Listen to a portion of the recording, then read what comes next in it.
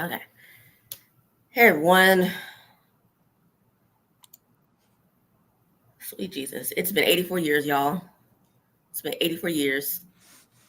But we made it. We made it. We made it. Finally. Finally. Praise dance because we finally made it. Please. It- so, finale of the Never Ever Mets, episode 10, called Bye. Moving Out and Moving On. Sorry, my notes were my notes on on this Google Docs thing, and it was like I pulled it up on my phone and was taking its sweet time updating because I usually do it on my computer first because it's both because I had that access to it both ways, and so I didn't pull it up on my phone before, and it was just updating. I was like, "What the hell is the damn title?" Call bye. But yes, moving out and moving on. So, did you know that this whole thing was 3 weeks? Because apparently it was 3 weeks long. Because that's what Toronto said at the top of the episode. Dang, I did not know 3 weeks. I felt like it was 2 months. Because it was for us, it was like 2 months, like 2 or 3 months. So like, but This is yeah. what happened when they stopped letting Greg tell us the time. At the beginning, Greg was like 24 hours. You see what's going on? Been 72 hours, man. Greg was telling us the time. And then they edited it out. And then now we don't even know it was 3 weeks. What? Because the editor's like not on my watch with the timestamps. Okay, because what you're not about to do is get these people how much time has passed because we want them to keep coming back. And we want to put the pieces back together in a different order. Eh. Anyways.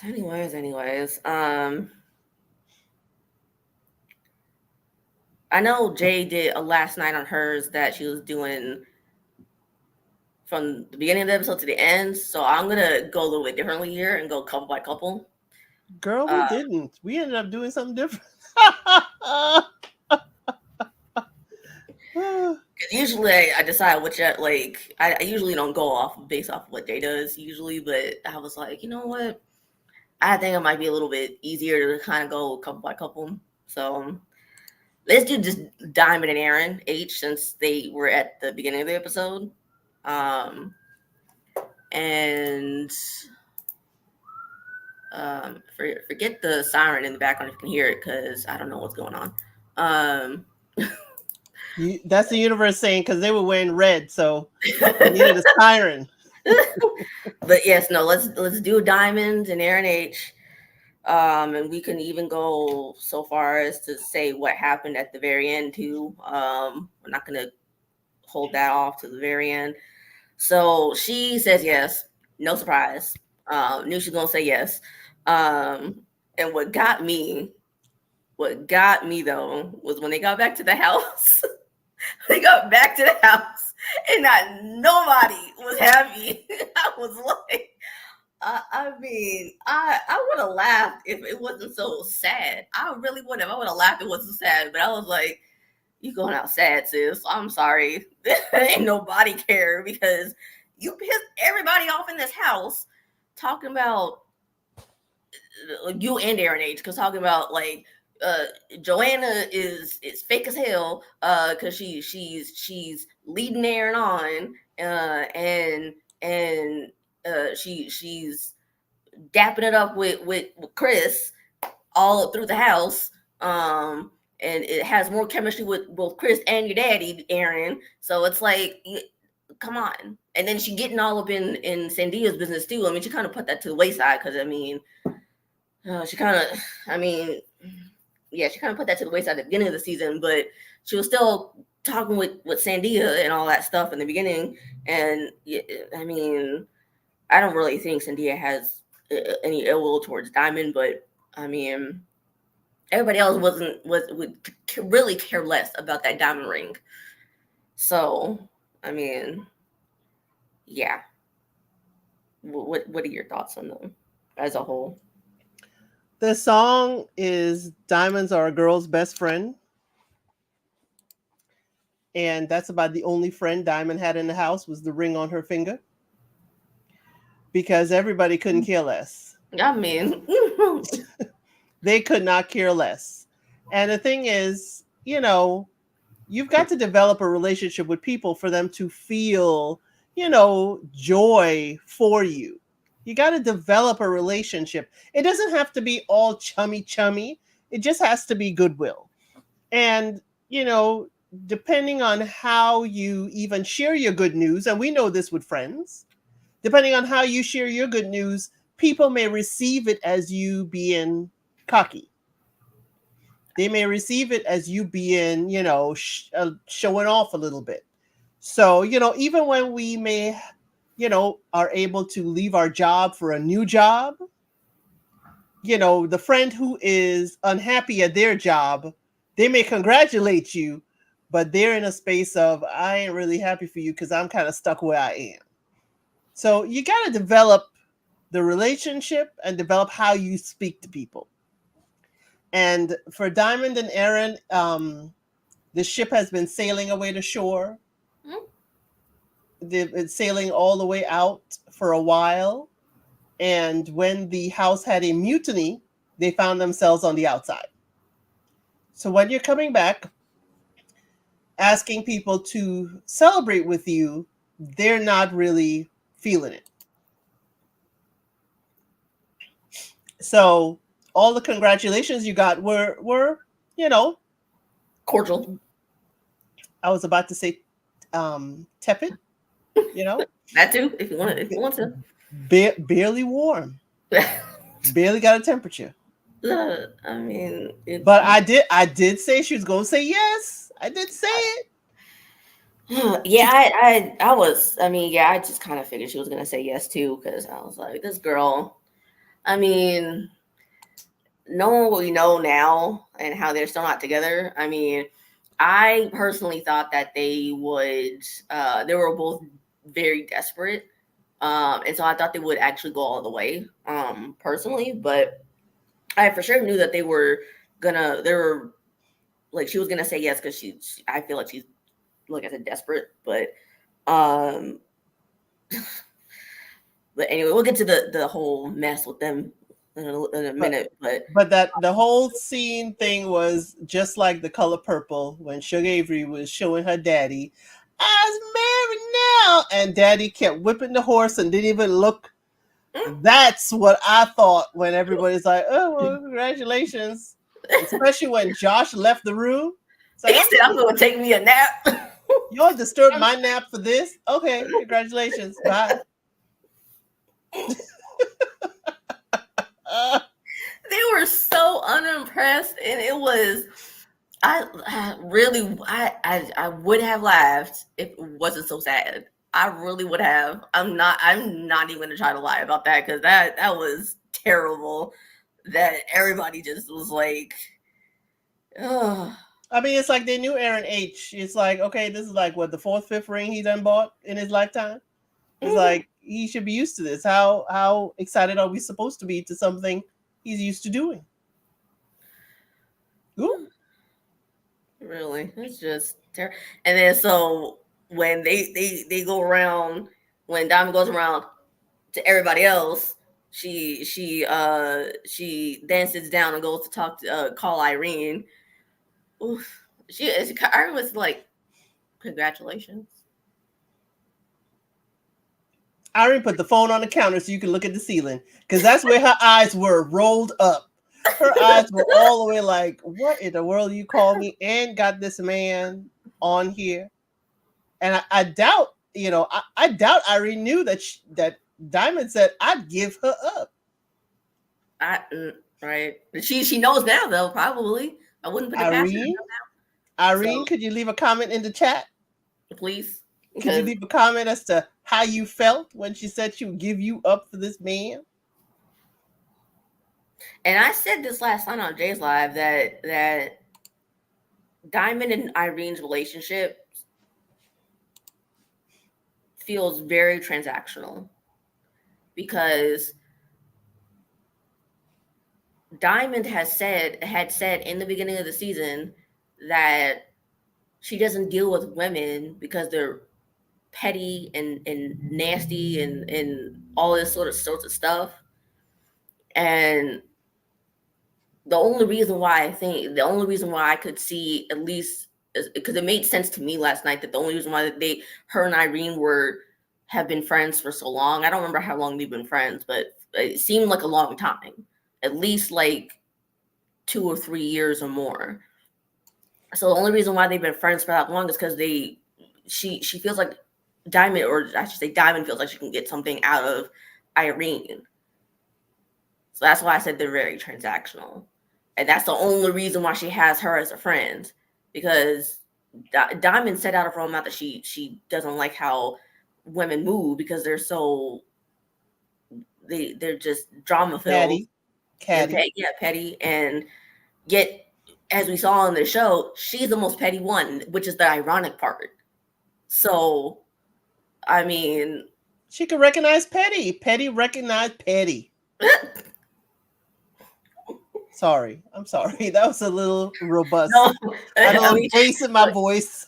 You're not wrong, though. You're not wrong. It was just why I was like, you know what? I'm not gonna put you on mute this time because you're not wrong. So, I know your fingers on that timeout button.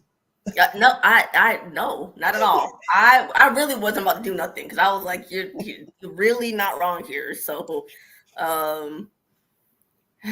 but yeah, so it's just Irene just could not sound more dead about that congratulations, and I was like, damn. I was like, oof. What else do you want me to say? Exactly. Yeah. All I could do is, even though she was not on camera, Irene, I can see your neck snapping like it did when you were reading Aaron H. You're like, what do you want me to say? I bet her she was doing all of that too when she found out that Aaron and Diamond had finally called it quits after the show. I was like, I bet she was all up in Diamond's face talking about "I told you so," because Irene kind of feels like she would do that. So I would like to know if they had a watch party together last night. When did Irene find out about the roster? You know, I wouldn't put it past Diamond to not have rewatched the show back, because all this would, I would imagine after the whole ending of the relationship with Aaron, she wouldn't want to feel embarrassed.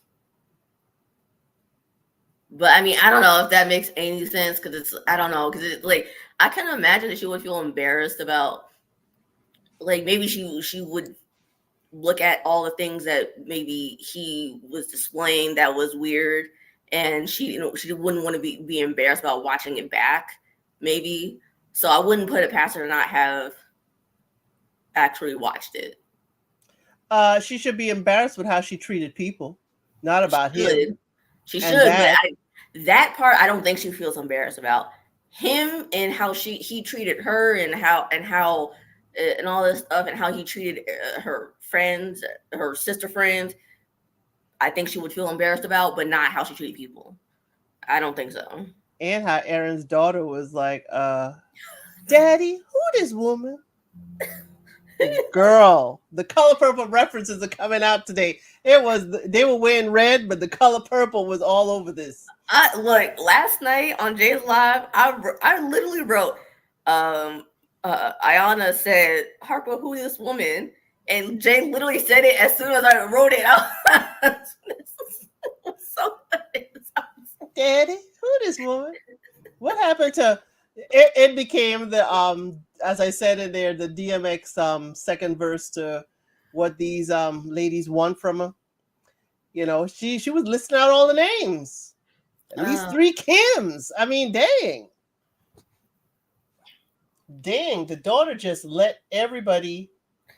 What's that one song? I can't remember what it is. I think Jay mentioned it, or someone mentioned it. I think someone mentioned it last night. That one song.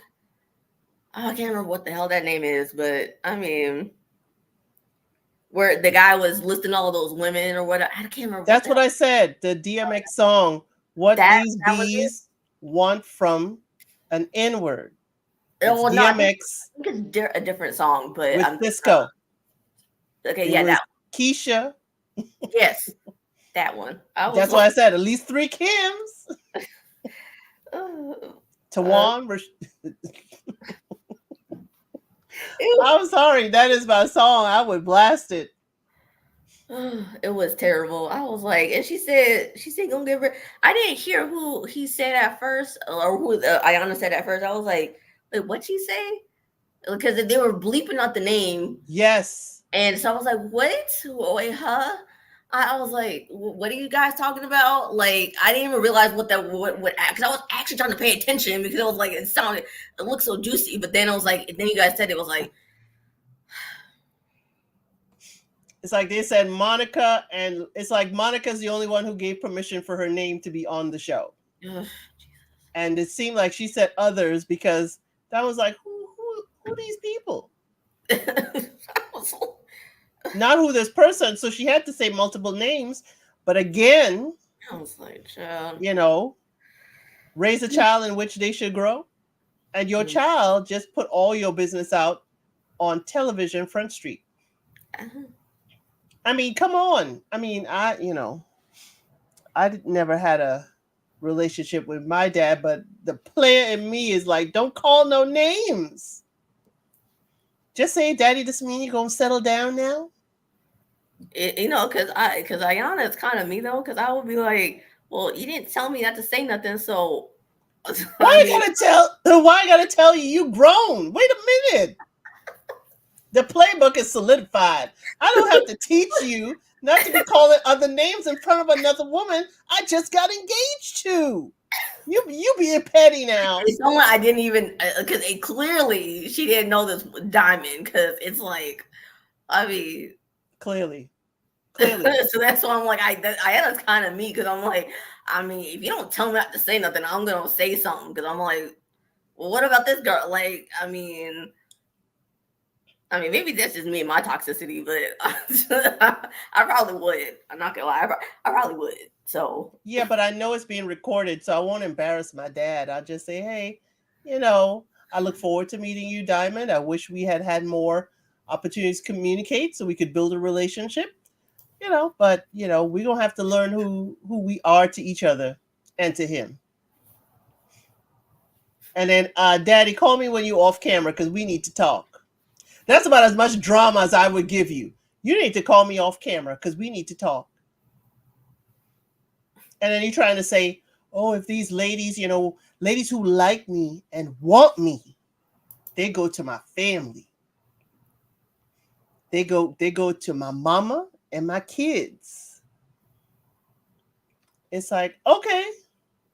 And what do you tell your mama and kids how to behave when these people are trying to come and claim you? But like I said, he probably takes folks to the cookout. He's probably one of those players that let you meet his mama early and let you think you in because you met Mom Dukes and you ain't nowhere near. But that's just my opinion.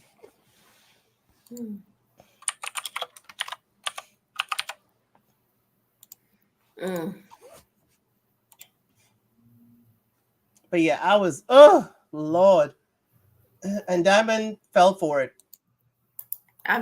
Hello, and she had the nerve to say, I could spot a liar. I can read it. I can't. I can spot a liar, and I can call out a liar for all their words. But it's like, but he a whole liar though. So what you talking about? Like, oh. Well, she can't really see, the bling of the ring. It's kind of blinding her from the lies at the moment. She just got the ring. I guess. And what really kind of got me too was like he said, he's gonna go because he made this metaphor of he's a coach of he's not a player on the basketball team, he's a coach of the basketball team or whatever, and so if she messes up that he's gonna go run back to the team. I was like, he's gonna just pick a new starter. She's just a starter. The starter is a franchise player who get the big contract So she got the ring, which means that she is the top choice. But if you mess around, you're gonna find out that you could be traded or benched. I mean, Unfortunately. So I don't wish any woman to find out on camera that these things are happening or immediately after your engagement. I think this is not cool at all. But ooh, child, the chickens do come home to roost, don't they? if you say so. Mm. So who else did they called Diamond's daughter, who is a little more excited than most, but she was a little, a little chill as well. Yeah, she still wasn't giving much. So I'm like, okay. I'm like, even if your own daughter can't be that excited for you, then girl, you got something to think about. I mean, Well, we got to look at situation too. Is the daughter at home? Is she at work? Because sometimes at work you can't be, loud or anything. You can't be like, oh my god, you can't do that at work. So, maybe she's not in a place that she could really get loud and congratulatory. Is that too much grace? I'll allow it for now. I mean, 'cause, I mean, I'm trying to. I mean, I mean, yeah, I'm not trying to be in my pettiness right now. So I'm like, let me just let you go off. Oh, okay. No, I was just trying to be nice. Trying to be nice. I think, in the excitement and you want to show off your ring and stuff, you got to know your audience. And they already knew they weren't feeling the people in the house. So the people in the house weren't going to be feeling them. It's unfortunate, but everybody was polite and said congratulations.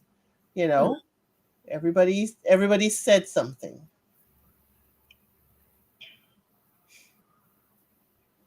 What more can you ask for? But civil discourse.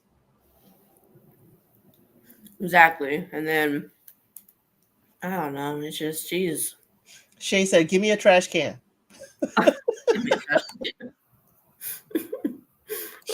She said, "Give me a trash can," and they gave her a trash can. Mm-mm-mm.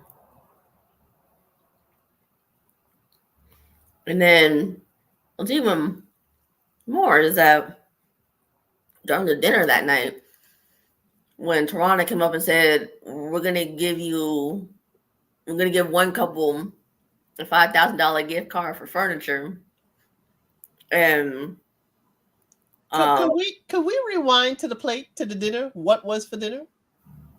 it looked like I know I saw a big humping serving of mac and cheese, but I don't remember what else was on there. There was like spaghetti and like mashed potatoes and like chicken. It seemed like a lot of food was made. It seemed like, oh, this is our last dinner. We got to cook all the food that's left in the house, and we gonna try it all. That well, all I remember was that big old helping of mac and cheese on that one plate. I was like, I mean, I love mac and cheese, but damn, that's a lot. That's a lot. It was a lot of food. Yeah, I was like, I'd only have two things on any given plate. But yeah, so we the top couple gonna win a $5,000 gift card. What was the place? Something you value with you as YOU. And it was Aaron and Diamond said, well, we're the ones engaged. We should be a shoe-in for this. It is a popularity contest, and you're not quite popular right now. That's what you should have thought. It is a popularity contest, which they found out it was neck and neck between Millie and Greg and Shay and Josh.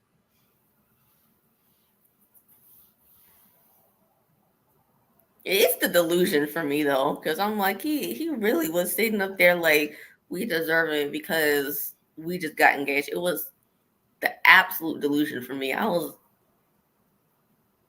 like, boy, if he don't quit, like, I mean, he's just, I mean, just as delusional as, okay, so I'm gonna make a Love Island US comparison right now because I have been watching that the last like week and a half, 2 weeks. So if y'all are watching the current season, Aaron H kind of reminds me of an older version of Cordell. And if you know, you know, because both are delusional. I don't know. I mean, Cordell is delusional in his own right because of Serena, because Serena is stringing him along. But I mean, they're both delusional. Gotcha. And it's, I mean, like the just straight delusion of it all to think that you can win a $5,000 gift card because you feel like you deserve it. Like you said, Elle said, it's like everyone's gonna vote, each single person's gonna vote for the couple that they thinks deserved it. You just literally shat on everyone just about. Do you have the vote breakdown? How many votes did they get? I know for sure one, but I think they got 2. Okay, I was like, they voted for themselves. Because they were, they're counting each individual person, so I think they got, right. There's 5 couples up, so it's like 10 people. So at one point it was 3 and 3 for Millie and Greg and Shay and Josh. So I was like 6 people right there. Mm-hmm. And then one, if there's the 2 for Diamond and Aaron, that would leave one more? Yeah. 4. So that would have put Shay and Josh above. So yeah, it was 2. Shay, do you still have the gift card? Shay. You know what I was kind of thinking also just now was like that whole gift card thing. It's like if nobody makes it, how are they gonna split? What are they gonna do? Are they gonna go the Love Island route where like if because at the end the most voted couple by the public gets to open like each person gets to open like a heart or whatever, and one has the $1 million in it, and then the other has nothing, and they could decide to split the money if they want to. So it's like, how are they going to do a Love Island cut sort of thing? So I'm like, what are you planning on doing? Like, really? I honestly wouldn't be surprised if they took back the money because it's supposed to be for both of them to share for furnishing a place, not separately. But I mean, what do I know? Maybe somebody can enlighten us. Like Shay and Josh, someone can if y'all listening, can you come up and enlighten us or something? Because I'm petty. So yeah. I always say possession is 9/10 of the law. Shay, if you are in possession of that gift card, you got to share it. Because the meaning is that the ownership is easier to maintain if one has possession of something. Okay? So, if you have the physical card in your hand, purse, because, you know, you could hold on to it for him so he doesn't lose it, and then go buy furniture for your apartment in Texas. Is she really going to go to Texas, though? Because they done broke up.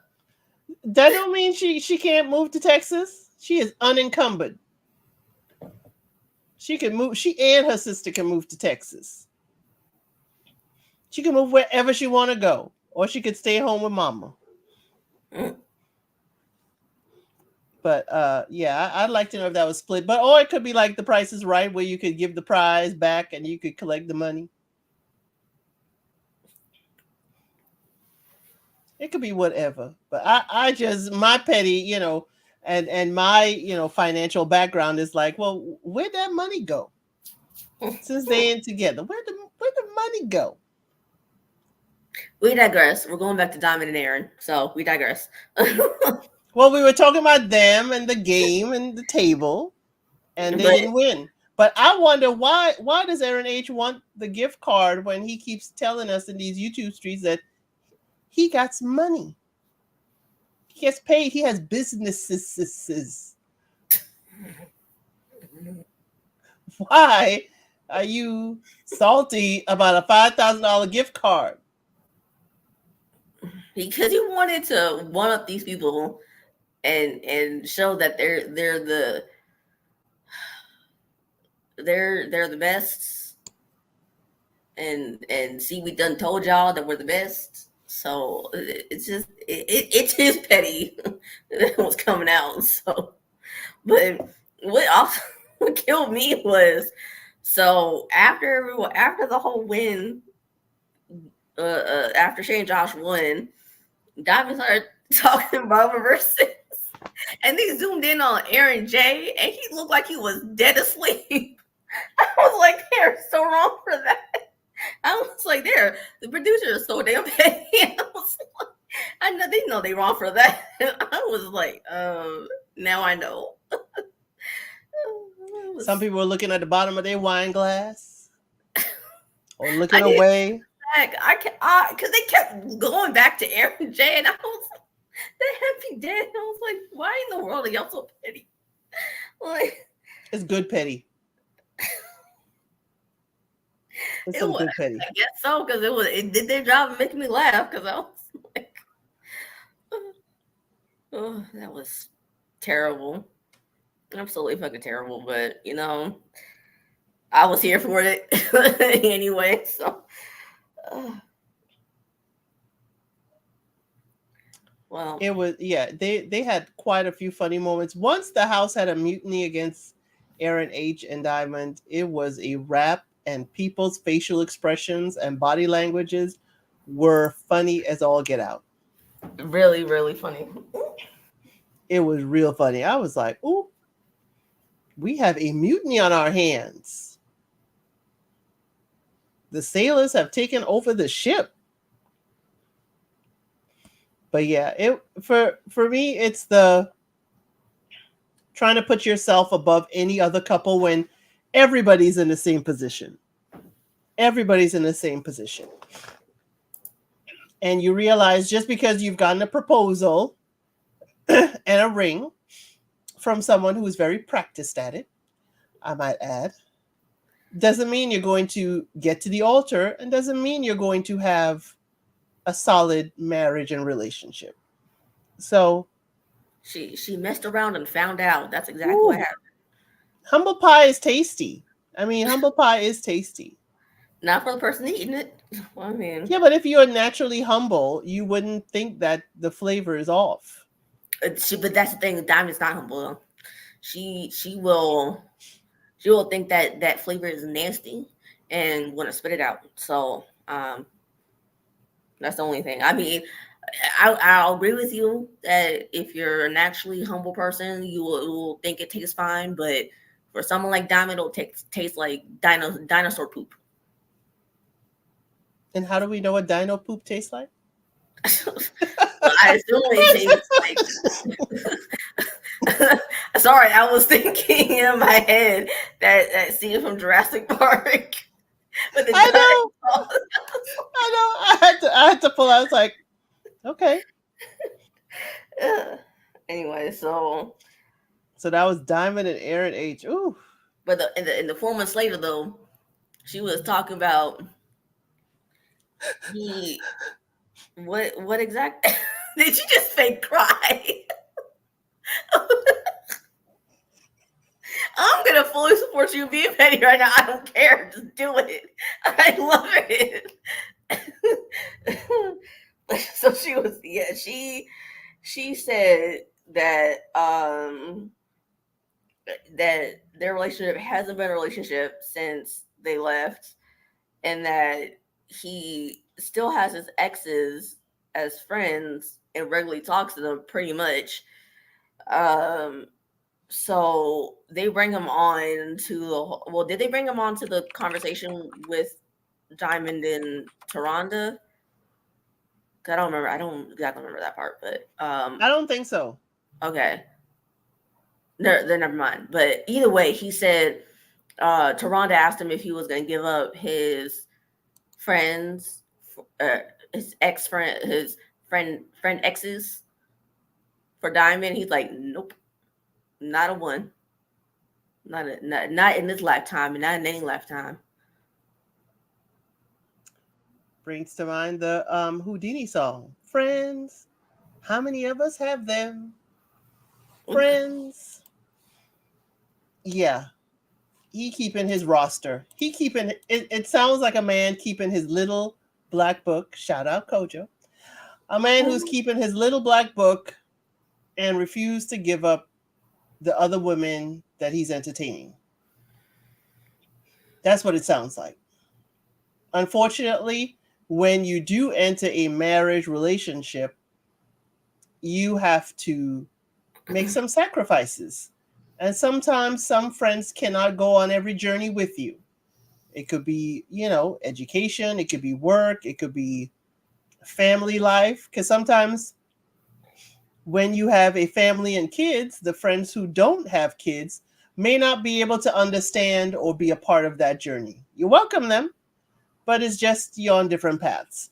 When you're committing to someone, you got to get rid of the baggage. But you see, I'm a different person.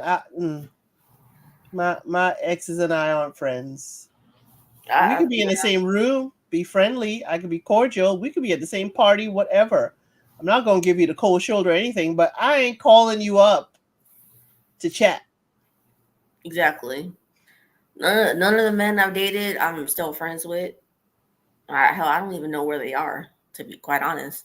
I don't know if they're still living in the state that they're living in, but I mean, I don't know. And honestly, I mean, if they want to reach out to me, cool, we'll do what you want to do. But I mean, I really ain't got nothing to say to you. I mean, I'm not gonna be petty and block you, but I mean, what do we really honestly got to talk about though?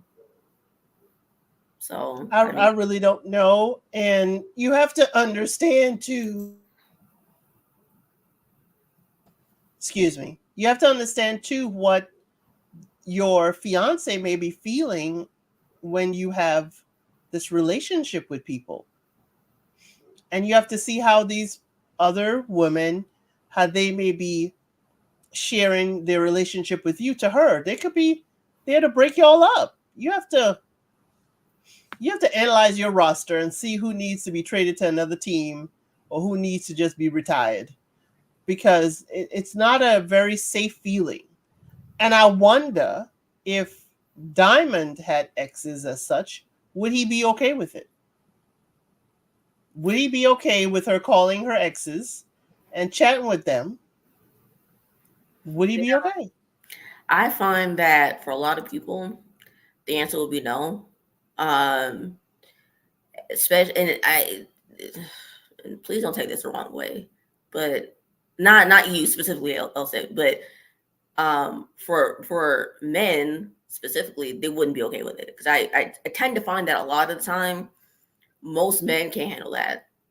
They want to be able to do what they want to do, but if a woman were to do the same thing, they wouldn't be okay with it, regardless of what it is, whether it's cheating, whether it's having friends or ex-girlfriends as friends, or whatever. They typically can't handle it for whatever reason. He lucky it ain't Jody, because you may have to watch her lady friends too. Hello. But yeah, I agree with you. Some gentlemen cannot handle the same thing. Ooh, Lord. But I believe in clearing a bench, clear the whole bench. I mean, look, there's nothing wrong with trying to be a friend to a woman if that's what you want, but it typically cannot be a woman who you've been romantically involved with before. Right. But even not so, like, okay, let me give you my scenario. I was raised around 6 dudes, and by raised I mean one of them, our mothers were pregnant together. So we have known each other, we always joke and say we'll know each other from the womb to the tomb because, mamas were pregnant together. And for those dudes who were raised around me and are like my protectors and so forth, when I started dating, it had to be a boundary because they're like, yeah, ain't nobody gonna come in here and take advantage of you or whatnot. But they're not looking to be with me romantically. I mean, we were all raised together like family.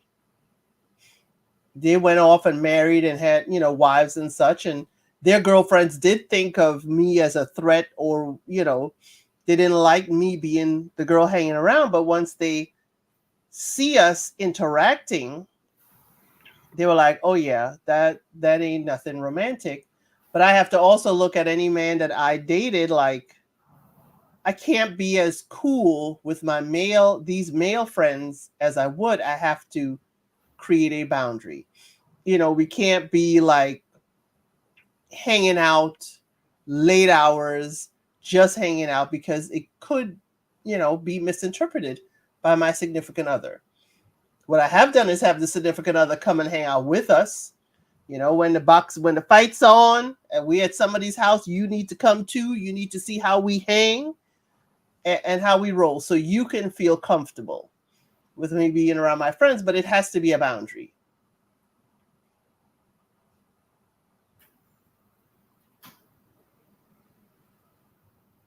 Mm. Sorry, I'm just taking it in because it's like I've never really had a guy as a friend like that before, so I wouldn't know how to, if I ever Navigate. I wouldn't know how to navigate if I ever received a guy as a friend before. And that I understand. That's why I have to give the caveat, like, we were raised together. That's a little bit different. Some people are raised and they end up being romantic, but we were raised together and it's like, that's my brother, that's my sister, kind of. Our parents know each other, so it's different. For me, it's different. So that's why when people talk about, oh, male friends, this and that, I have a different viewpoint because of, how I was raised. But I can see it. I can see how it can be, not very welcoming. I can see how it could block your blessings. But you have to have, even in your female friendships, when you're in a relationship, there has to be boundaries. Exactly. So I guess it's just a different set of boundaries when it could be misunderstood how, friendly or familiar you are with the opposite sex. But yeah, you got to give up them friends. You got to give up them exes as friends, Aaron H. Wouldn't be surprised if Papa was a Rolling Stone started playing around him. I'm like, get out of here. Because he's still rolling. So, I'm wondering if friends were the catalyst for the previous divorces. All right. Well. Okay, I'm sorry. No, it's it's cool. It's cool. That's all right. We digress. Yeah, we digress because it's like at this point, like Aaron H. I mean, I don't know what in the world is going on with you, but you need to tighten up, my dude, or something. Please tighten up, because this ain't it. This is not it at all. Okay, so I'm gonna go to the Sandia and Chris of it all, because I felt like we really didn't get a whole bunch with them. I mean, they've been kind of mute the last couple weeks, or last couple episodes. Since women made bad decisions, they've been mute.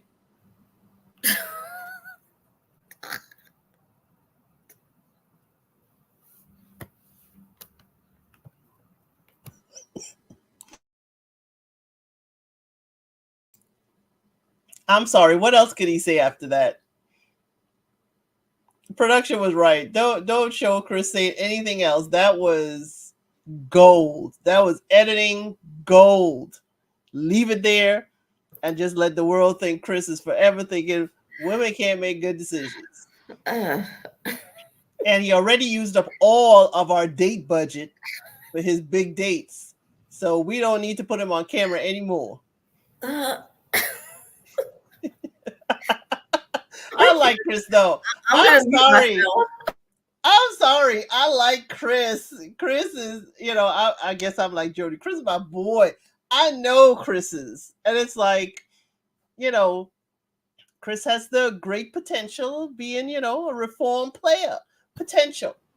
But he gotta, I think Chris is very aware of how he talks to some women is not the way he talks to his woman. I think he's very aware. And Chris is like, oh, I like Sandia. And he testing her too. He testing her, little pokes here and there. Let me see how she behaves with this. And, he already told her before they left. He said, I'm going to be reckless with what I say, right? And she said, don't change. Don't change who you are. But I like Chris. I am, where was Chris when Sandia was teaching Aaron J how to salsa properly? Where was Chris? Was he still in the room? Was he hanging out with Jody? What was Chris doing? But I am happy to see them together. I'm happy to see Sandia is the nurse that she aspired to be. Or at least that is my guess with her wearing her scrubs and stuff. She's her nurse. And I love how Chris just popped out from the back. Hey, what's up? I'm here. We didn't get a clear understanding of if they're moved in together. I would have guessed that they are living together, but I don't know. But I'm glad, the people that people don't like Chris. Everybody hates Chris.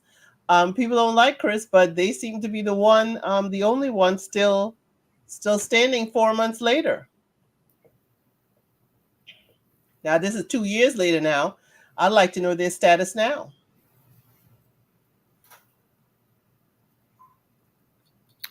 Okay, first off, sorry, not really sorry, but I'm gonna let you live in your delulu that Chris is gonna change. That's your delulu. So, I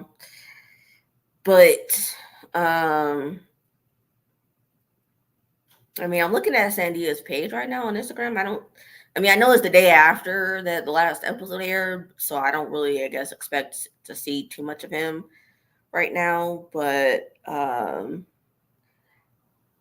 I don't see well, no, because he never proposed, so never. I wouldn't see an engagement ring. Sorry, but I don't see an engagement ring on her finger. So, in a photo from last year in October. But yeah, I don't really see him featured right now, so I don't know. I mean, like I said, I don't know how much they can really post, given the fact that it's last, the last episode last night. But yeah,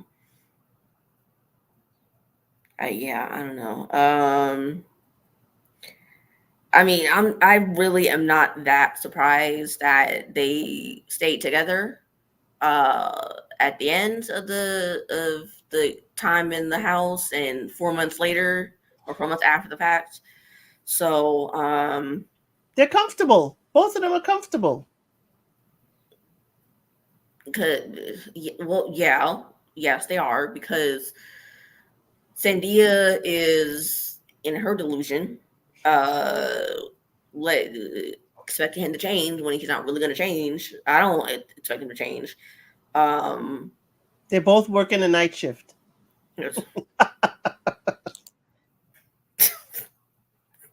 See, you muted yourself. Okay, good.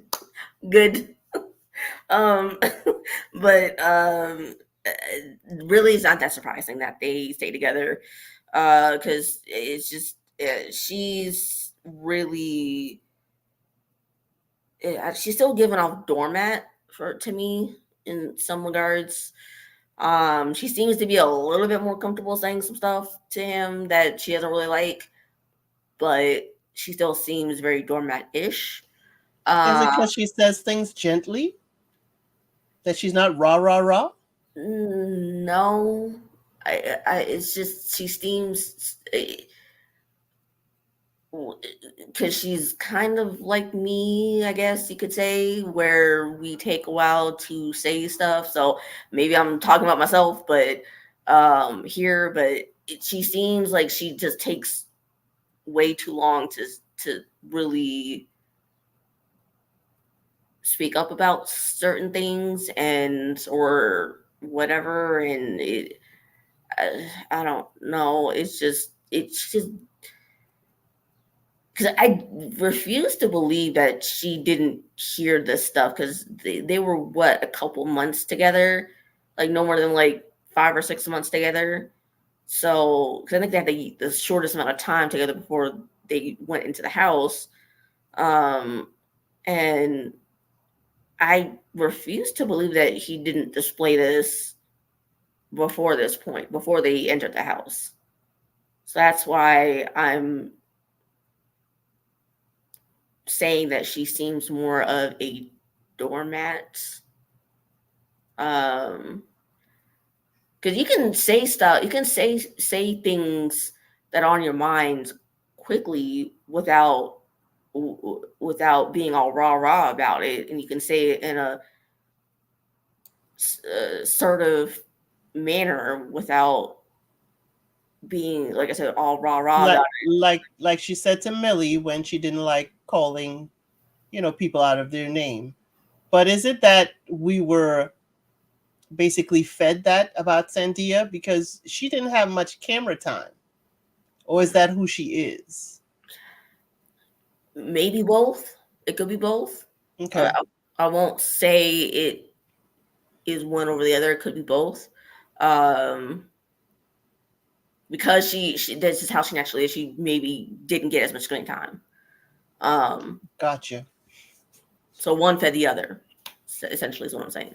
Um, because we saw how Sienna and Millie are both the rah rah rah types and more loud and explosive and stuff like that, and they got the most screen time while at least Sienna was on, for sure. So Because yeah, even Jody said, Shay and Millie are loud like her. We didn't see Jody loud much. We saw her outburst one time when they were trying to say she clutching on Chris and stuff like that. well then she lied about herself then, because I don't see it. And no, oh, we didn't see it on screen, but I could see it under the surface. I could see it under the surface, truly. But yeah, I think Sandia is more mild mannered. I think she's like, I don't need to share who I am with everybody. And when I say something, or when I deem right to say something, I'll say it. But she also got her eye on the prize. I ain't gonna get this man if I'm rah rah rahing. I ain't gonna get this ring on my finger as wife if I'm rah rah rahing. Well, she still ain't got the ring as far as I could tell on her Instagram. So I mean, as far as like, maybe she took it off for the pictures. I don't know, but I mean, because I don't this was know. back in Sandia seemed like she could be married right now and don't post it on social media. that could be true. You got a point there. Y'all don't need to know what Chris and I business is. Which You I know, get because I'm like, cause see, I don't mind saying I'm with this person or I'm with this guy. I don't mind saying that, but what I'm not gonna do is I'm not gonna be all hugged up on my man 24/7 on my socials like that. So like, I don't really want to be putting my personal life out there other than like, hey, this is who I'm with. I wouldn't mind showing him off a little bit, but I wouldn't want to be like those people who just constantly puts their relationship online like that. So you better than me because I don't shoot. I still ain't even posted I'm married. And it's going on how many years now? 7. I still ain't post my relationship status is married. Because you know what? And if you know, even before married, it's like the dating thing is like then I gotta go through and scrub. I ain't even scrubbing nothing. It will be there. This is a collage of my life. But I don't believe in putting that out there because players move in silence. Okay. But I could see Chris if and when he proposes that he gonna put it out there. I could see him advertising. Get Look, like the movie Low Down Dirty Shame. Shake it off, me ladies. I'm engaged now. he's definitely gonna be doing that whole peacocking thing because he's gonna want to. I don't know. He was doing all this even on the show, so I definitely can mention that he would do that. So Hey, he said they're boyfriend girlfriend, right? Didn't he say that, or didn't they say that? They together. Mamas have met, or we have met each other's family. yeah, apparently his mama loves her. I was like, well, that's different. Okay. I mean, if I honestly, I mean, But ladies don't make the best decisions. So is he gonna listen to mama?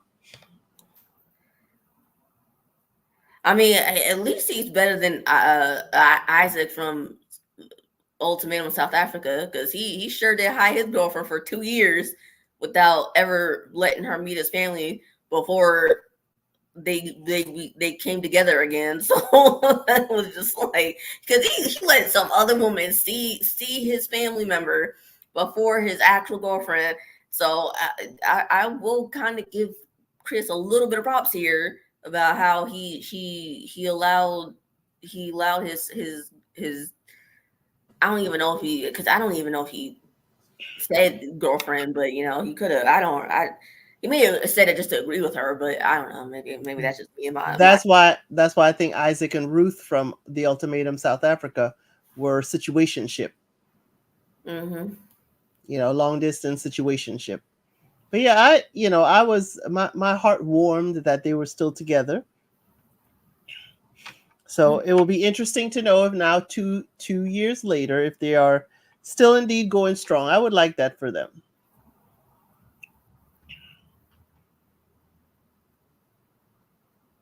Okay, moving forward. Ooh, I really could not care less the about one couple that stayed together. which is all well and good. This is I mean I've said my piece about them. I'm not gonna keep beating the dead horse here, so I'm just gonna move forward. Yeah, let's hope they found their person. There you go. Yeah, exactly. So y'all don't like that I was right by Chris's idea. Y'all don't like it. Just kidding. muting you. So Millie and Greg. Wow. Yeah, they seem the least. Outside of everyone else, the least outside of Cindy and Chris, the only other ones to not really have this like messy end, I should say. Because they left together, and now they're really just they're supposedly on a break. But it's not really given much of like it went to a situationship. Exactly. Thank you. Because we on a break, we on a hiatus, and I'm wearing your favorite color, and I'm giving you the come hither eyes, and then he is giving the eyes. I could jump in my car and come right over, babe. And she's like, come on over. I mean, it is given situationship. You are so right. It's like we've gone from a relationship, we left the house, Y'all are only 30 minutes away, but they said they had an argument, and it's best if they just separate. I mean, come on. What's going on here? I don't know, but that's literally all they had. So And they turned off the camera, and I guess they ran to each other. That's why I put in the chat last night. Alexa, play "I Want to Run to You." no, don't do Janet or not Janet. Sorry, don't do Whitney like that, please. Don't do her like that. Save the music for somebody else because they don't deserve it. They like why? Because playing in everybody's faces. Like come on, like you knew that you weren't gonna stay together. So Well, Greg's here grew. Greg, as I said, Greg went from Lenny Kravitz lookalike to want to be Maxwell. Didn't he? I'll allow it. I'll allow it. Yes. Oh, well, thank you. That's, Did you see Crystal XO last night? no. Greg was on there looking completely different. If it was not for the cross on his throat, I wouldn't have known it was Greg. Mm. He cut his hair and he grew out the beard. Ooh, Greg. Speaking of Greg, JR said that he is supposed to be coming on tomorrow on What? his and Aubrey's thing. That's what I thought JR said. Oh, and I'm scheduled for that too. So Let me not say anything because I have questions. well, But I'll be nice. I'll be nice tomorrow. Yeah, Not today. I don't know because it's like I mean, as much as I didn't really trust him and everything. I mean, he seemed literally the least problematic out of everybody there, men and women. Like so, Greg, what was the plan? What was the plan, Greg? Oh, I'd like to know the plan. But it's not necessary. Not necessary. But last night, Greg said, yesterday was Millie's birthday. He did post happy birthday to her. And he said that they're not together. Though I had to question Greg, and maybe he works a lot. He said went to Benihana's and he'd never been before. And there are very few adults in their 30s that I know of that haven't been to Benihana's. But that's okay. Neither here nor there. But he said something like along the lines of, they had an argument because, he didn't kind of want to sponsor or fund her doing her nails. What? But Crystal XO said that it's probably a lot of other things that was piling on, that maybe that was the last straw. And they had an argument, and he said he could have dealt with it differently. But, he basically said, I don't want to talk about this. So that's what it is with Greg. But everybody applauded him. He doesn't speak any ill of Millie or anything like that. But he has learned a lot. But Greg's look last night was different. It was completely different.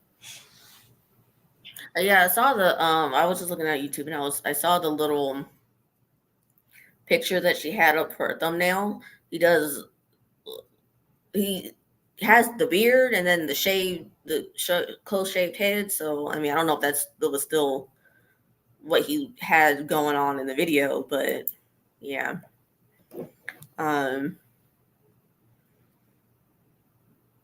Yeah, I don't know.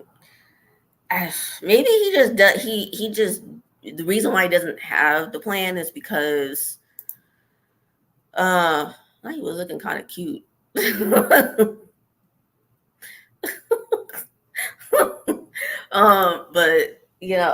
maybe the reason why he doesn't really have a plan is because I don't know. Maybe I don't know if that's coming from his essay or that's just naturally how he is. I don't know, but maybe he just doesn't have um no. Sorry, I'm reacting to someone else said bro in the private chat. Sorry. He gonna be a problem. Anyways, but yeah, I don't, like I said, I don't know if he is um just if he's just doing this because of his essay, like he just doesn't have a plan because he the way it affected him, his essay affected him, just makes him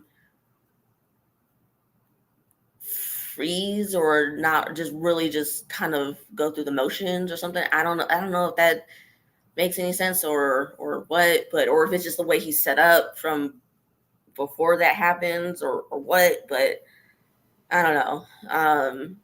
That's a good thought. Does he, fight, flight, or freeze? My thing, I didn't watch the whole video. I don't know, their makeup. And as I said, everything with coming out of the house, out of the, closed environment, it's like now you've got to live together. Now you've got to see how this person wakes up in the morning. Are they, how they are frustrated after a long day of work. You're basically on a, as you said, 3-week vacation with this person. That's all well and good. But when you come back, as we see with Maths and we see with Love is Blind and all these shows, when you come back to your regular real world, it's like a different person. Mm-hmm. Because you only saw them one certain, like you only experienced them one certain way before this point. So, yeah, now you got to experience that when they're, because sometimes people are very territorial when they are home in their own environment. But when we're in a community house, it's like everything's up for grabs. You don't know that the person is like, don't use that mug. That's my coffee mug. Don't use that glass. Don't, you don't know how the person is in their own place, which could be, quite different. Very true. And as you said, 3 weeks, that was a lot of luggage for 3 weeks. I guess we can't do laundry. That was a lot of luggage for some of them people for 3 weeks. I'm getting flashbacks from Summer House Month. It's been near to that house. Yeah. that and that whole debacle in first season 1 about the laundry mix-up. I'm like, oof. Yeah. Yeah. We don't know. We didn't see anybody doing laundry. We saw Shay doing a lot of cleaning, but no laundry. Yeah. Anyways, yeah, because well, we hope Millie had a wonderful birthday yesterday. Yes. She is either 33 or 34 now. So, I mean, what's that whole timeline going for you? Just kind of wonder here. Whoa, that was woo, girl. I mean, because you said you had a timeline, you wanted to be married and have kids by 34. So, ain't you like 34 now? Dang, you coming out swinging at Millie. Dang. I'm just asking a question because I mean that's what you said, girl. That's what you said. I didn't say it. You said it. We got the video. Well, let's talk about Greg. Greg said 2 years. We at the 2-year mark, Greg. What was the plan? What was the plan? Well, Millie needs to be on her plan and just get to working on that plan of hers. So if that doesn't include Greg, then so be it. I mean, Greg done told you 2 years, and if he didn't show you within 6 months that you were one, then you needed to kind of move on. But anyways, speaking of Shay and Josh, though, let's go to them.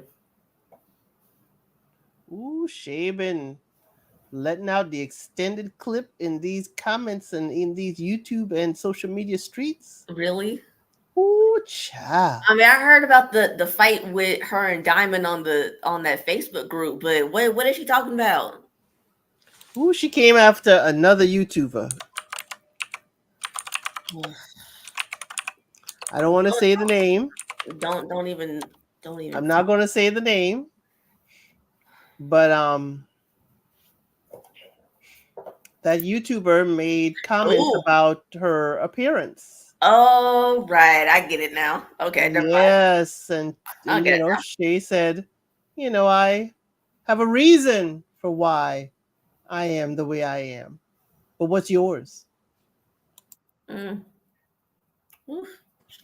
Shay. She cutting into people deep these YouTube streets. But I'd like to go to brunch with Shay. I'd like to hang out. I ain't dressing like Shay. Sorry, Shay.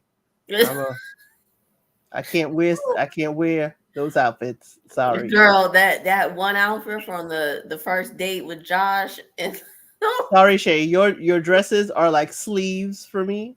not sleeves. I couldn't possibly. Not sleeves. It's just a sleeve. Not sleeves. It's just a sleeve. That's all. But I would hang out with Shay in a heartbeat. We would definitely go to brunch. Definitely. She is so fun.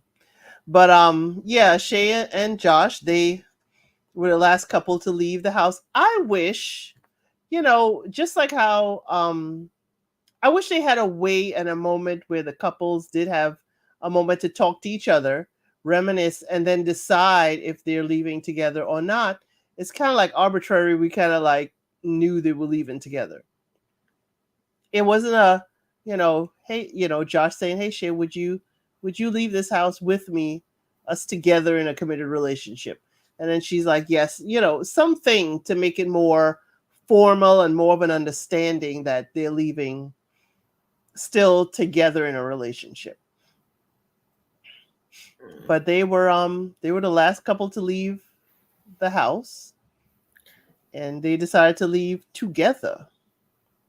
Yo, before we do that, before we get to that part though, like the end part. So they were there since they were the last to leave. They were like, Josh was like, "Why don't we go to Boom Boom Room or something?" Went upstairs, and the producers, being messy as hell again, said 6 minutes later. They no, please stop it, stop it. You know you right. And then said, "Why don't we do everybody's bed?" Oh hell no! Well, the nasty asses. I'm so sorry. Yeah, no. Wait, after they don't wore out that bed in the Boom Boom Room, they're gonna go to everybody else's bed. Just I hope they really deep cleaned in that house because it was bad. 6 minutes later. I really needed them to put. I really needed them to put that. If they could have, I really wanted them to put in that clip, like the guy who was on SpongeBob, and that's what I meant.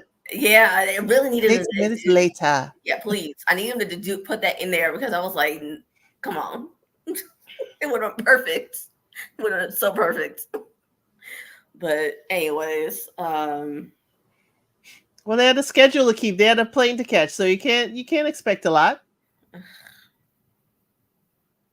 Yeah, because they blew that budget on the freaking Chris. I'm still salty about that. Talking Chris about dating. taking the freaking taking a helicopter over to the side of the dirt road. Come on. Still salty about that dirt road, side of the dirt road eating food on the side of the dirt road keep them together. How about that? Oh, sorry. I'm so sorry. I'm so salty about that. That dang. Apparently. I wish a dude would do that to me. Be like, that would be the last time you ever see me. Like, just get away from me. Will you kick him out the helicopter? Dang. No, I'd stick it out on the helicopter and I just keep myself mute and just like. But after the helicopter dropped me off, I was like, okay, great. We should, and I might lie and say like we should do this another time and then not say anything. That'd be my toxicity right there because I'm like, sorry, I digress. I'm sorry, I digress. But so we get to the 4 months later part after they leave, after spreading their seed all over the house. or I should say, Josh better see it all over the house. And so, Taronda was like, um, "So what's going on with you and Josh?" And she was all mute and saying nothing. And I was like, "Oh, okay, what's going on here, girl? Say something. Don't just like not say nothing. What's going on here?" And she was like, "Josh is pretty much up and ghosted me." So I mean, it was going out sad. I mean, after she done got a match tattoo with him and everything. Then we say don't get no matching tattoo. See that I look, I would not do that. I would never get no matching tattoo with a guy. Never in my life would I ever do that. I would never do that. I mean, even with a husband, I mean, even if it's like maybe 5-year anniversary, like let's get a matching tattoo. That could at least be something commemorative. But No, just dating? no, not even a married thing. I wouldn't do it. Not even. Okay. I no. Wouldn't you wouldn't catch me doing that even in a marriage. Nope. Sorry. I I'm mean, like that was we told her. We told you, Shay, don't do that tattoo, but we 2 years too late. I mean, then she said she want to get it removed. I'm like, yeah, getting it removed is gonna be a hell of a lot worse than probably getting it in the first damn place, any old way. Cover it So up. Cover it up. Fill it in for the yin and yang, whatever you need to do. mm, But we said don't get the matching tattoos. Josh did look like he was at a hotel for mm, his catch up. I'm like, Josh, what are we doing? Where are you? mm. But I wondered if he said more about the relationship, because all he said is that she wasn't really there for him. But she said that, as you aptly put it, he was spreading his seed. Apparently, Josh in these streets, according to Shay. Mm. I mean, well, you bring up a point like what I mean, because she put it like they literally met twice after that. They met up twice after that, and that was it. Um, and to his point, he said that he lost 3 people right after they left. Pretty much what sounded like basically right back to back to back. So, which is terrible in and of itself. So I'm sorry you had to go through that, Josh. And so It's a lot. yeah, it is. It is. I think what I get, I'm not saying this is going to be right, but I think the whole they met twice happened before this whole before he lost those 3 people. And so maybe in her mind, she didn't feel the need to say anything more than I offer my deepest condolences, because why should I go over to you and comfort you when you didn't want to even have anything basically to do with me after we left? Maybe that's what she was thinking. I don't know, but that's the kind of energy I was sort of feeling from her. I don't know. What do you think? I think she was also feeling that, like, dude, we have been through this. I thought we would be further along than we are. Okay. It's the same old, same old. We've only seen each other 2 more times. How are we supposed to get this plan to move to Texas? How are we supposed to do all of this? And you are just in the same position. And that's why I would have questions like, okay, to move to Texas, what did the conversation entail? How do you know, since you all aren't together, how do you know that he is, entertaining other women? How do you know this? Is it just that women are coming up to you in social media? Anybody could have come up to you and tell you anything, but how do you know? And it's really hard to be supportive and be considered as there when you're long distance like that. Yeah. He experienced so many losses. He's going through so much emotionally. It's really hard to send your condolences or be there online. Mm-hmm. So both of them, there's some serious, distance related issues. Then he has kids. He has the mothers of his kids to consider. What if it's oh babe, we can't move to Texas anymore because my kids are in Tennessee. That's what I said last week, but um, because I mean, I don't ever really hear much about how men have primary custody, whether it's full or like even 60, 70, or 80% of the time. That could be false, but I just don't ever hear that even in like media, like TV or movies or whatever. You don't really ever hear that really talked about. You only ever really hear women having primary custody. I mean, at best, I hear that men tend to have 50-50 custody rather than like 60, 70, 80, 90, or even 100% full custody. So I guess that's why I was coming from that narrative the last couple weeks. So, but So here's where my experience has been different. I know, and I've dated a gentleman who had full custody of his daughter. Full custody. The mother was to pay support, I believe. I can't remember. But I also worked for a nonprofit that helped single families, single parent families.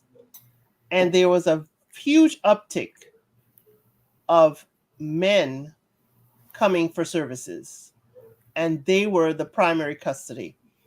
And the thing is that they came with their court paperwork. They came with their paperwork that they have custody of their kids, their daughters and their sons.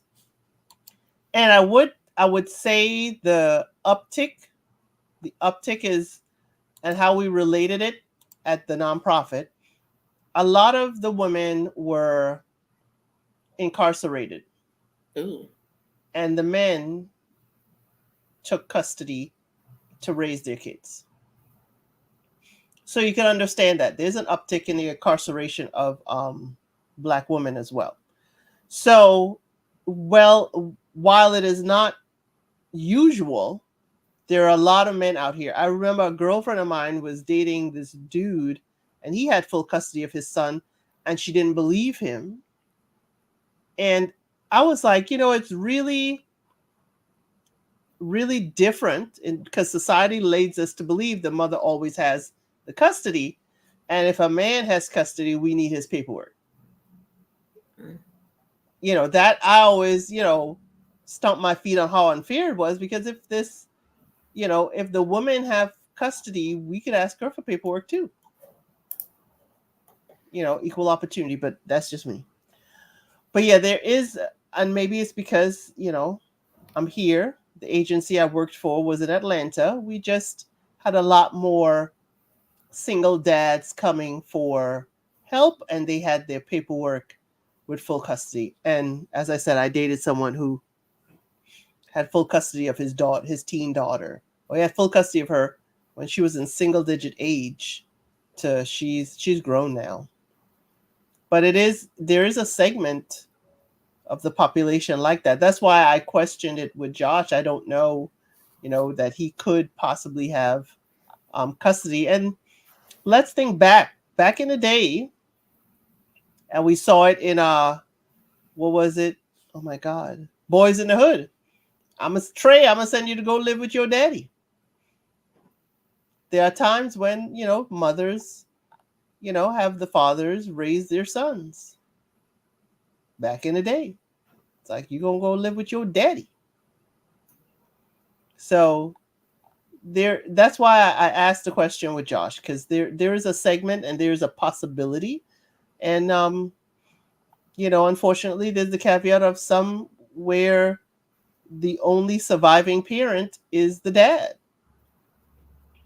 So there are some caveat.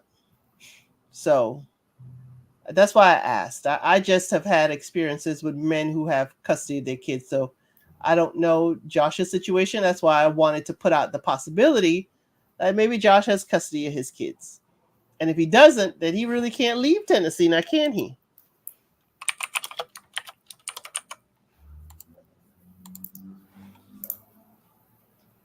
He can't leave. He can't leave. And it could be that. It's like you gave me the plan that we're gonna move to Texas, and now you changing the plan.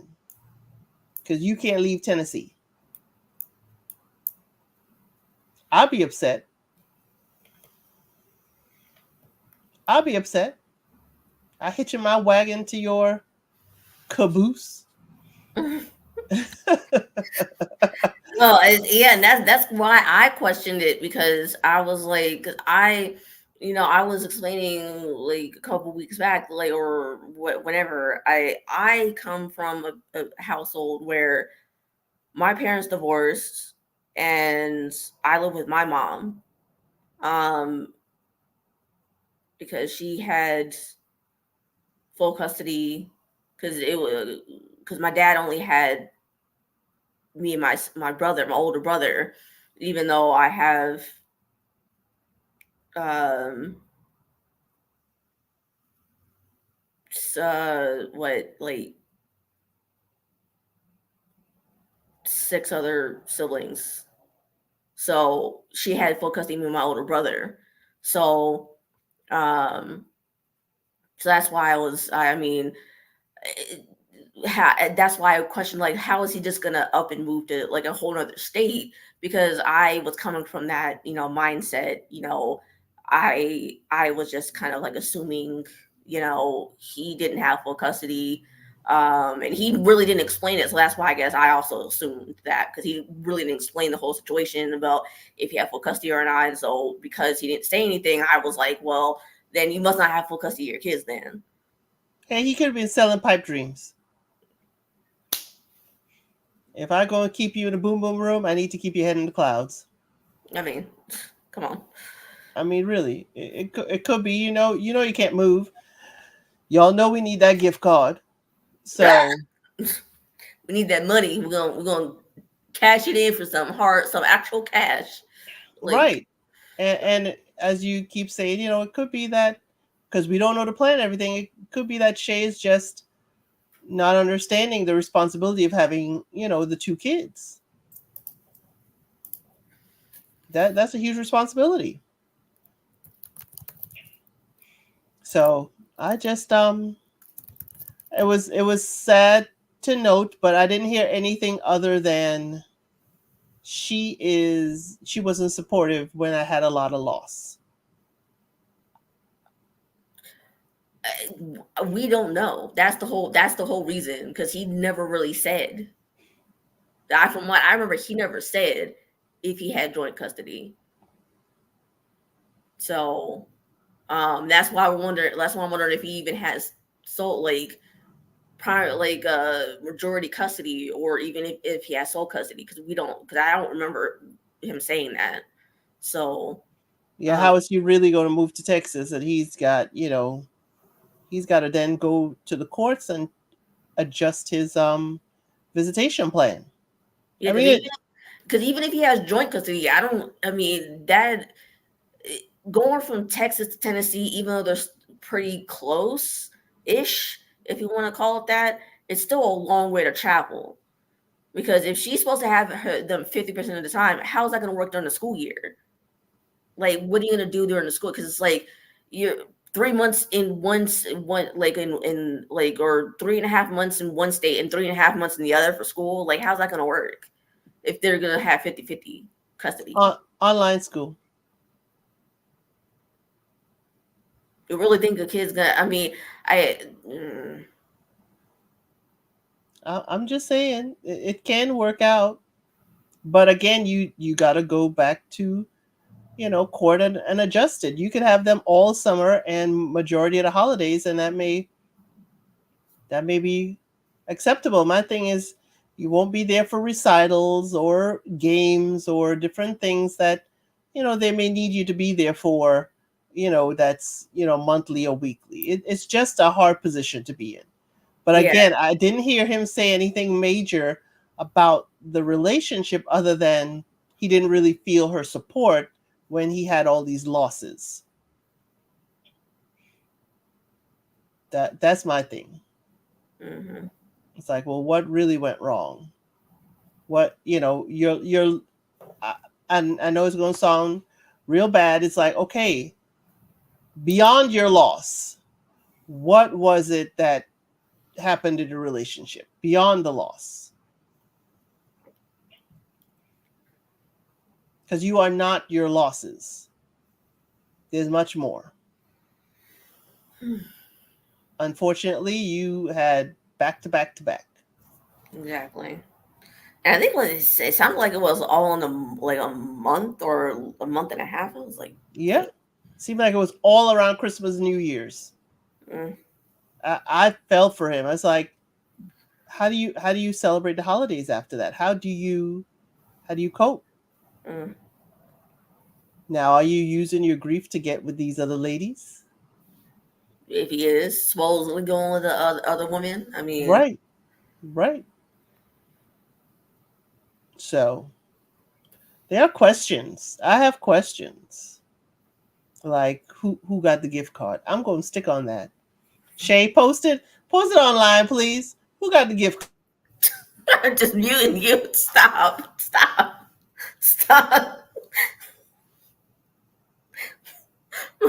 Pause on the gift card.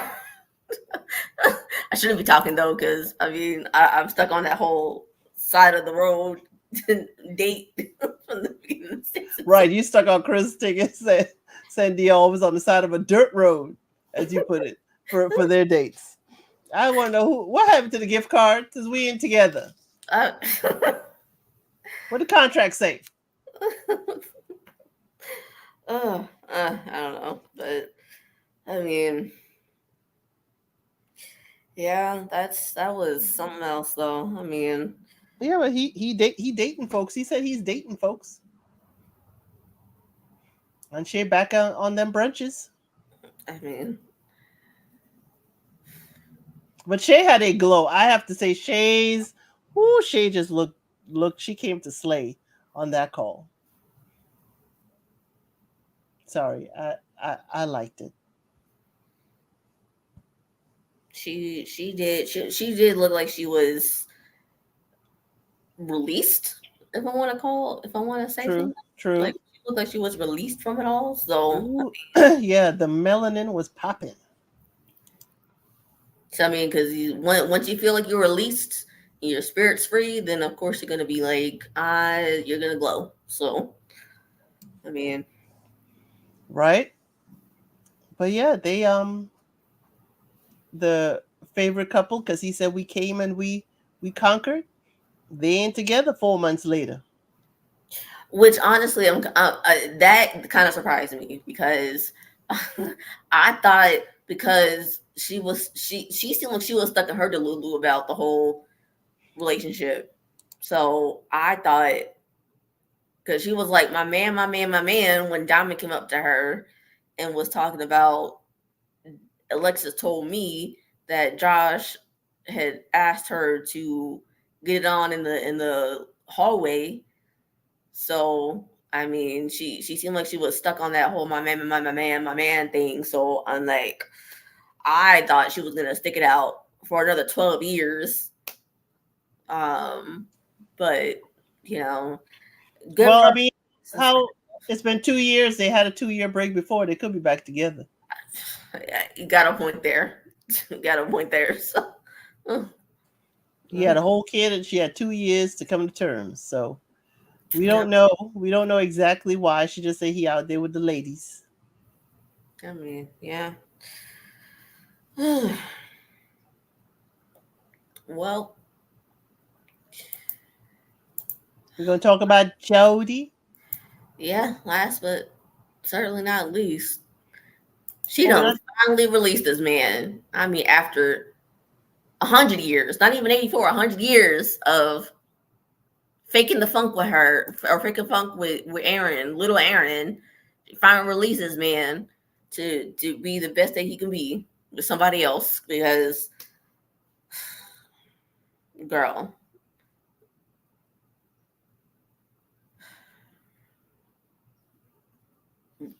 go ahead, go ahead. um, I think the producers kept them there. I think the producers kept them there because we done lost two couples already. We can't lose anymore. Y'all got to thug it out. Mhm. Y'all got to thug it out. Keep it going. Keep it cute, and have discussions. But I think they edited them out because they, of course, were having conversations. It's not like they weren't together half the time. Yeah, Aaron J continued to show that he was considerate of his partner. Um, you know, Considering how nervous he gets, I was very shocked that he did all of that in front of everybody, I'm not. especially the dance. I'm not. Shout out to Sandia. Thank you for giving lessons. Let him look at least half decent. So, he made an effort. He made an effort. My thing is that, Jody, you were, it was not quite in my opinion, you wore that man's chain while you broke up with him. Uh, You wore that gift. I'm gonna keep this gift, but we ain't together. you gave it But to me before we broke up, so and I like that. I don't know. My husband says I'm weird. I like the socks and slides combo that Jody was rocking when she broke up with him. The tan on tan. I'm sorry. I just like that. Sorry. okay, Mrs. Dark Artist. I like I like that. But you know, she had the conversation. She's like, this just ain't working out. And we could, why don't we be friends? And Aaron J is, as Millie said, he's naive. That's Millie's term for him. He's naive. But I did see that I think with his reaction, he knew and understood. I think Aaron J already knew that we kind of have to stay here and we kind of like can't go anywhere. Because he wasn't devastated. He wasn't, or at least didn't show it. He looked affected, but he didn't look that affected by it. I don't know. It just seemed to me that he wasn't as shook as maybe he could have been. But it could be that he's withholding his emotions really close to his, keeping his cards close to his chest. But he, sweet young man. And this is my personal issue, nobody else's issue. I can't stand it when people call him Little Aaron. I don't know. He's a grown man. His son could be Little Aaron if he's named Aaron. But he's a grown man. And just because there's another Aaron in the house, don't make him the little Aaron. He may be the younger Aaron, but that's just me. I just like the little Aaron. Unless you're describing his anatomy, it just don't give for me. But Aaron J, he came out being himself, continuing to be himself, and he just seems to be a very sweet, sensitive young man. Can't read the room quite well, but he could certainly work on that. Hmm.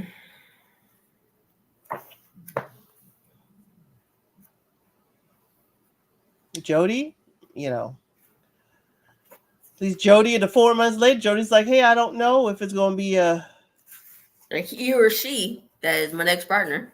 There you go. Explore your options. Hmm. Don't come through here though saying you're now a woman eater and you were a man eater before. Just explore your options for a true relationship. Don't just, willy nilly dating. But yeah, I'm glad they both kind of found their happy place. And I'm good with the way she said it too to him. It's just unfortunately she just because I've told this to JR offline that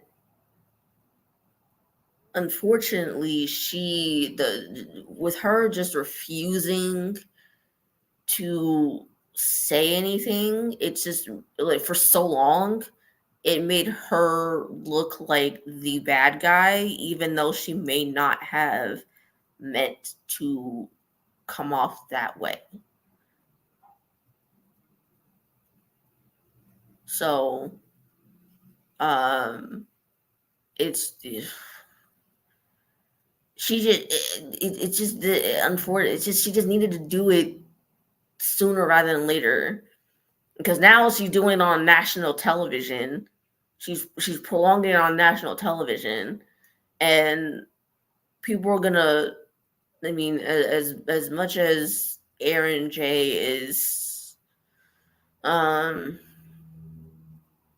still in his Delulu phase, he's still more of he truly is actually the Cordell of the season, if we're actually being honest here. Um because he is because they're both refusing to read the signs what they are about their respective girls that they have in their lives. Um, they're refusing to read the room, um, and it's just like me. But for Cordell though, he's holding out hope, so that makes him a little bit worse because in his Delulu because he's holding out hope for Serena, but to be quite honest, Aaron is more the Cordell of the whole show instead of Aaron H. So it's it's just until someone actually says like the woman says something, they're gonna hold on. They're gonna continue with the relationship like nothing's wrong. So but and because people might think that or a lot of enough people might think that he's sweet and a gentle person, they're gonna look at her crazier than him because she's more egregious in her actions and her words than he ever has been, quite honestly. So that's why I say that she just made herself look worse than she ever meant to do because yeah.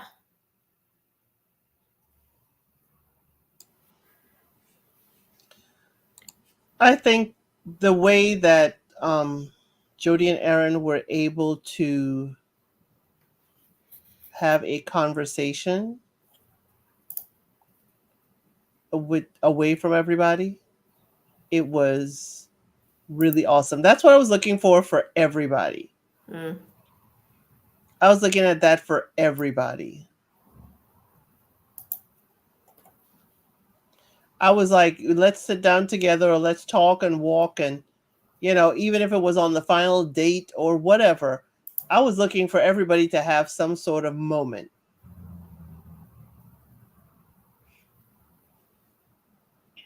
That's what I was looking for. So I was glad that she was able to, as you say, release him, but I'm glad that they're moved on in their respective, locations. Mm. So you're not talking about the other people? The other, the Sienna and Brandons of the world, the Alexis and Dom of the world. We can touch on them because I kind of forgot about them until minutes ago. Quite honestly, I forgot about them. Um, Dom and them DMs. he really is. He's like, well, we don't really. Me and Alexis kind of talk, I guess, but he done slid into Sienna's DMs and all that. And like, because me and Sienna, Millie. or Is Millie, it Millie? I thought he said Sienna. I thought he said Millie. He said Greg saw. Well, whichever one, he done slid into her DMs and was like, Dom. I'm leaving here with something. I'm Dom. gonna leave here with something. So that's what he said. Dom. The people in this house know you were removed from the house. You had stayed overnight elsewhere, and then you left the show and had an altercation with your lady. Why would any of the ladies who were on that show think of you as an option? Uh, They saw you at your worst. I'm sure you're going to say forgiveness and all that, but they actually were there in the house. Mm-hmm. So I would not have thought that you would knock on their door, because that would be the last place. It's like, oh man, they saw me at my worst. But they were not an option. Then Alexis said, yeah, Josh tried to holler and he ain't my type. And yeah, hell no. Mm. Sometimes you just be quiet. Because clearly they did not need your input for them to break up. They did not need your input. They weren't going to stay together. Yeah. I mean, Ooh, so like I've had instances where things like that happen. It's like, oh yeah, I'm gonna keep my mouth shut because you know what? It's gonna come to light that you a jerk. I mean, Then Brandon and Sienna. they kind of check on each other, but they really don't talk like that. And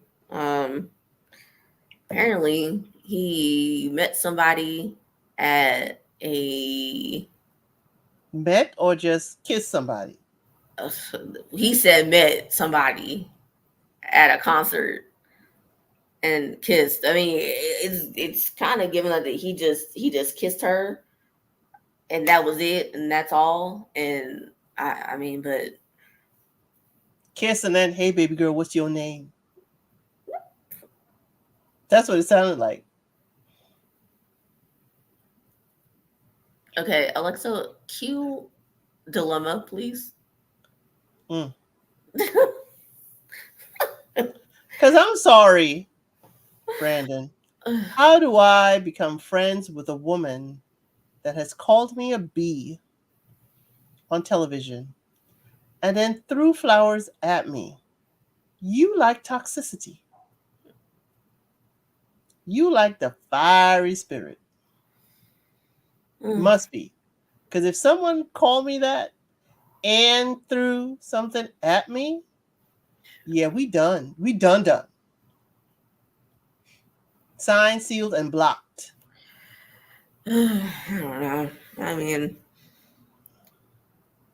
We vacationing together? Or she just coming along? She tagged herself along? she volunteered herself as Chippy to go on this vacation. There you go.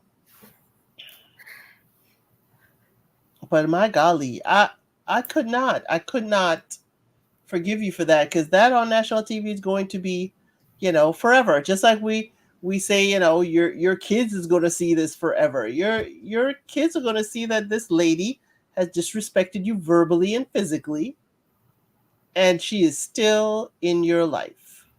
Yeah, because it's not like they filmed this because they filmed this 2 years ago. So it's not like they filmed this 2 years ago and just shelved this indefinitely. They shelved this for 2 years and then decided to air it anyway. So Right. And 4 months later, y'all were planning to vacation. Yeah, nah, bro. No. Sorry, can't do it. Sorry, couldn't be me.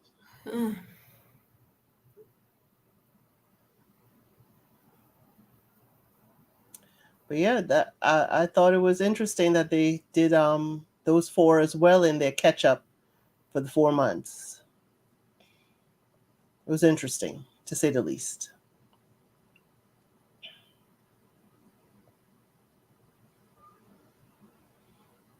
But I have to say the hostess was amazing.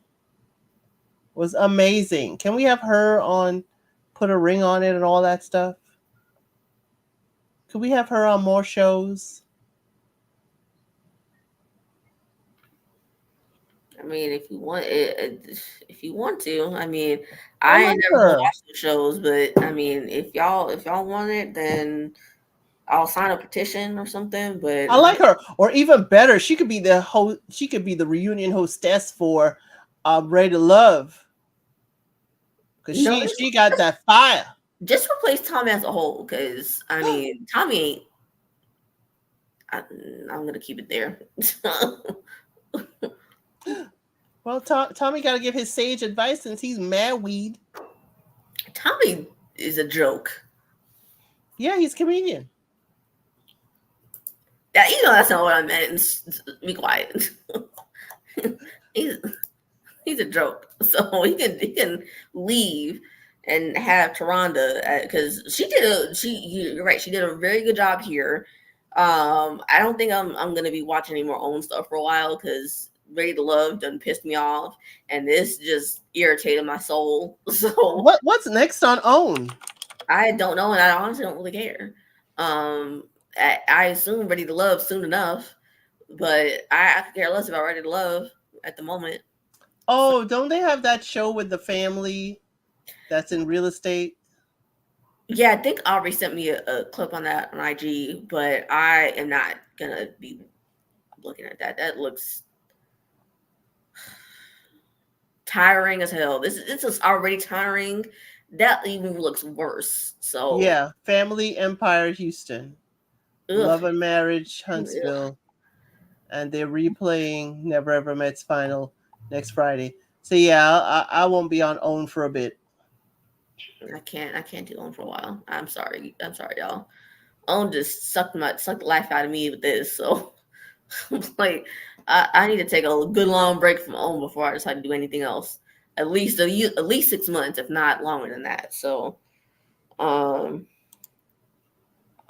Well, what I am kind of trying to do, because I watched the first episode of the latest season of Love Is Blind Brazil. Oh my god, that I wanted to ask you about that. 'Cause I haven't gotten past episode 1 yet. I haven't got past episode 1 yet. But okay. That one guy and girl who had autistic children, I thought they were cute together, and then he just Marcia. it. Yep, Marcia, and I forgot his name. Andre, I believe his name. Andre. Yeah. And I thought they were so cute together. And he didn't. He had to go full. What's the word? Self-doubt. Yeah, the well, what's that thing Kojo says? Self-sabotage of it all. And I was like, y'all were so cute, and I was like, I would have loved to see them like get engaged and meet and actually see if things could work out. I would love to see that, but then he had to mess it up, and I was like, oh. His Andre, yes, it is Andre. I wish we got more with is it Gudo, the guy who gave him advice? Yeah, I was like, where is he? I was like, he's a handsome man, Savannah. But anyway, I'm sorry. Yeah, I was like, because I didn't know. Like I said, I didn't go past episode 1 because I watched it this morning while I was in bed before I went to a doctor's appointment. I could not have him as a Spanish teacher. I'm sorry, I wouldn't learn. But no, you wouldn't learn. Marcia and Andre's story is quite deep. It is quite moving. Yeah. Oh my word. Dang, I was like, I kind of want to give him a hug. I was like, boy, are you okay? Like, but that story gets him to a point of Am I worthy of love? Exactly, and that's why he's so sabotaged. I was like, you just had to mess it up. I'm like, child, you need to go to therapy because, like, what? Because deep it, his dad had addictions, and the dad left to go by his grandparents or dad's parents. Then the mother passed away. Yep. He's taking care of the mother, trying to reach the father, and also the grandparents are preventing him from contacting his father. So it's not just rejection from your father, your grandparents are also rejecting you. Yeah, and he said that his grandparents were blaming his mom for for what's going on with the daddy. I was like, damn, like that's even worse. Like how, And the like, mom has cancer and is fighting for her life. How do you blame someone for that? mm, How do you blame them? And at this point, you have a grandson that needs you. oof, I was like, child, I was like, please let me give you a hug. 'Cause that was like, I was like, damn. So he lost his mom. He Oof, lost his job because he was taking care of his mom, using all his time. He lost his car because he lost his job. oof. So he had all these losses, and I'm making it, eloquent. The only person that loved him unconditionally, his mother, passed away, and he has no support. So it's going to be hard for him to climb up out of that and realize that there's somebody who hasn't seen me who thinks I'm worthy of love. I mean, I wish he gave her a chance. Me too. Because I was, full disclosure, as I said on my channel, because I'm covering it, and I was like, ugh, I got to do a live about these first 4 episodes. But I don't know if I'll do it this evening or tomorrow morning. But it is just, I have a girlfriend that knew me forever. She has vitiligo, and I was so happy to see vitiligo representation. I wanted to see what the reveal, how he would react. But, right. Andre also was like, I'd still like to see you outside of this. Yeah, because I didn't remember. I was wondering while I was watching the episode, like, is she gonna talk about her vitiligo, or is she just gonna say something when they first see each other if they decide to get engaged? Because I was wondering about that. I was like, I don't know how he's gonna react to that, and it would be interesting to kind of see if he what would I mean, I wouldn't want him to be all nasty about it, but I'll be wondering like if you would accept her or if you wouldn't, and what that's gonna like. I was like so invested with them because they were so cute. And I was like, they were so adorable. I was like, ugh. And everybody thought they would be the first ones to get engaged because of how he was talking about her. They were locked in, even in the men's lounge, like, who's going to get married first? And everybody looks at him. So he needs a lot more stability and stuff in his life, is my opinion. But I would, like you, I thought they were great together. Yeah, I hope he has sex. I don't know when this was filmed, but I hope he has since at least try to work through the stuff that he has that traumatized him, because it clearly is still traumatizing to him. So I'm hoping that he is at least try to start working through that, all of that and stuff.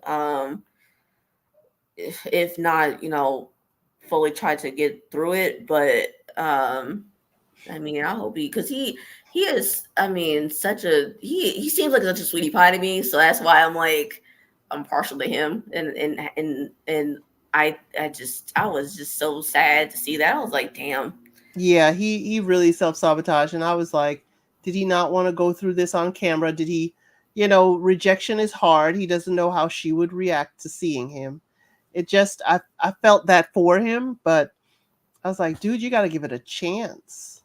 You got to give it a chance. And then it's like, would you see me outside of this? I didn't know if it was a player move. Like, we could still, we could still hang out. We could still see each other. I've noticed that too. I was like, please don't. Or are we going to see each other when the gang gets back together? I'm like, please don't do that. You've only seen the 1 episode. I've seen all 4. It's a roller coaster from here. I have my favorite. But I do Okay. have. So I I'm gonna try to make sure that I watch the next 3 episodes. Like I told you earlier, it's a little bit of a struggle for me just because of the whole language barrier and all that. I know you said that you just put on the English dubs. subtitles and English dub. I ain't I, got the and time. I tried that for like the teeniest of seconds, but then I was like, yeah, I kind of want to see what they're saying, like the translation, because I know translations tend to get sometimes there's things that get lost in translation, but um yeah, I was just like, eh. So I'm gonna try to do the English dub and English subtitles again. I'm gonna try to. Girl, Uh, I ain't that invested, but I am invested in the people. And when you see we have a girls thing, like how we had Lydia and the young lady with oh gosh, I can't remember her name. But we have one of those as well. Not like Lydia, an ex, but they're kind of romantic rivals for the same dude in there.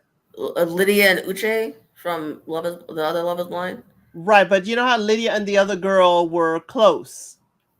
Uh oh Jesus, I can't remember her name either. I'm seeing her beautiful locks and braids. Aaliyah, Is it Aaliyah? I think so. Okay. Okay. Yeah, we have these ladies that get close and they are romantic rivals for the same dude. And yeah, let's just say that one of the ladies, trying to sabotage things and like to use somebody else's how can I say it, gameplay. So I'll take your gameplay and I'll use it for myself. Oh yeah, girl. But yeah, I saw that we got the typical one engagement at the end of the episode. Oh With child. what and Evandro and Vandra, that's Ariella. what it is. And then is That's a it handsome man, Savannah.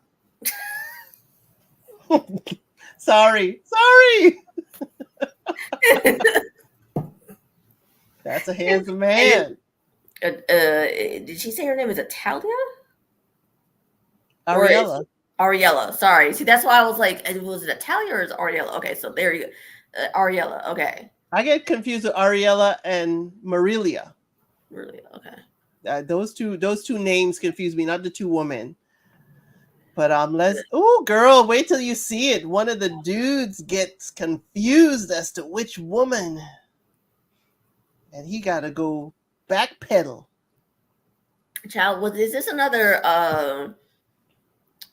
Love Is Blind Sweden situation where what's her face called Christopher Rasmus to his face or No, whatever? I just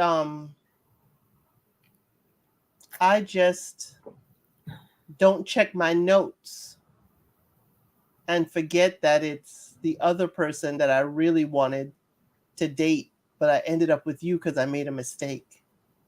What the hell? What? Because I had, according to him, I had 15 drinks yesterday. How am I supposed to keep these women straight? Okay, we're gonna log off. Thank you for coming and do this live. We digress.